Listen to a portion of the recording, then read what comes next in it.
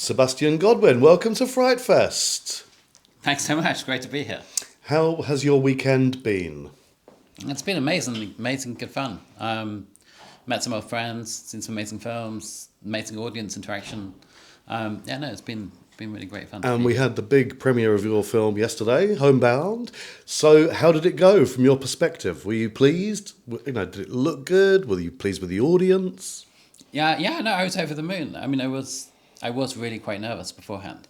Mm-hmm. It's the first time I've seen it, or had seen it, with an audience in a cinema. The only time I'd seen it before was with my brother Hugo, the producer, and Jeremy, the composer, just the three of us in the cinema. So it was completely different. I mean, it's just a totally different experience, just seeing it and feeling it with an audience. So to say it was exhilarating, but also kind of fascinating, how people responded, where people perhaps laughed when I wasn't quite expecting them to, or whether that was nervous laughter or not. It was fascinating, actually, really fascinating. And the subject matter of the film is very dark, isn't it? Very, very dark.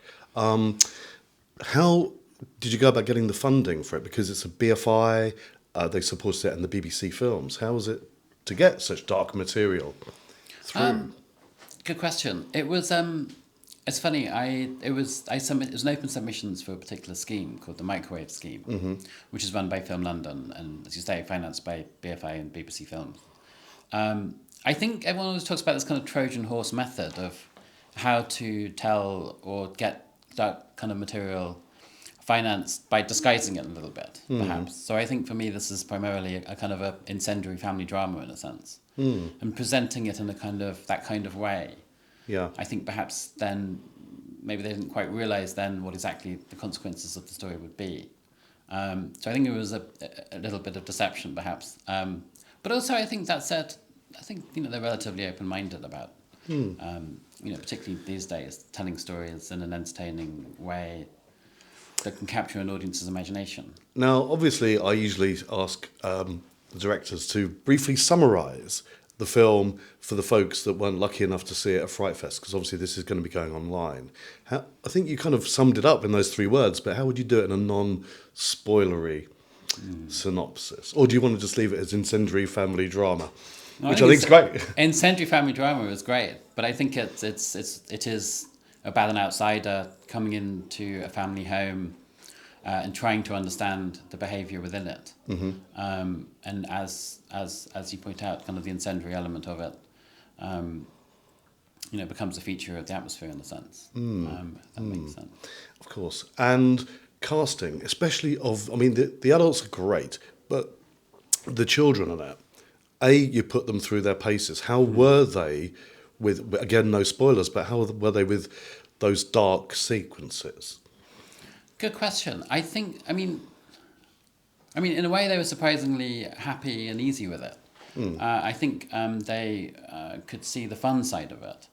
And I think perhaps, often these are things which are not outside the realm of imagination in a sense, the behaviour. And I think perhaps for kids in particular, they're quite happy and at ease to play these things and even to exaggerate them, which really helped for us. So I think in a way it was, if anything, about actually reining them back rather than necessarily encourage them to go even further, which was interesting. And did you shoot during COVID? No, we shot during COVID actually. Okay.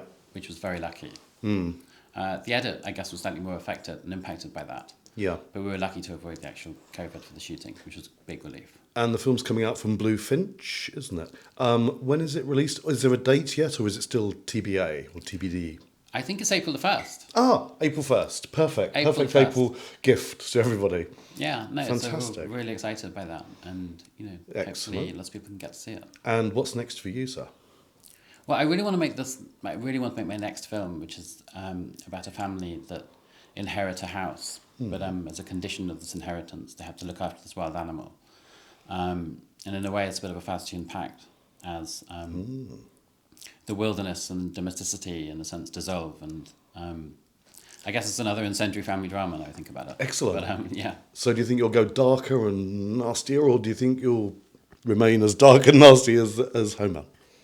I think let's go darker. Always. I think let's. I think also it'd be great to have a tiny bit bigger budget so we can spread our wings a little bit more, and allow to to go even further, I think. Would be Brilliant. Well, good luck with everything. Thank you so Please much. come back to FrightFest, I'd either love to. Glasgow or the main August event. I'd really love to. Thank you so much. You've for been a having me brilliant here. guest. It's been such a pleasure. Thank you so much.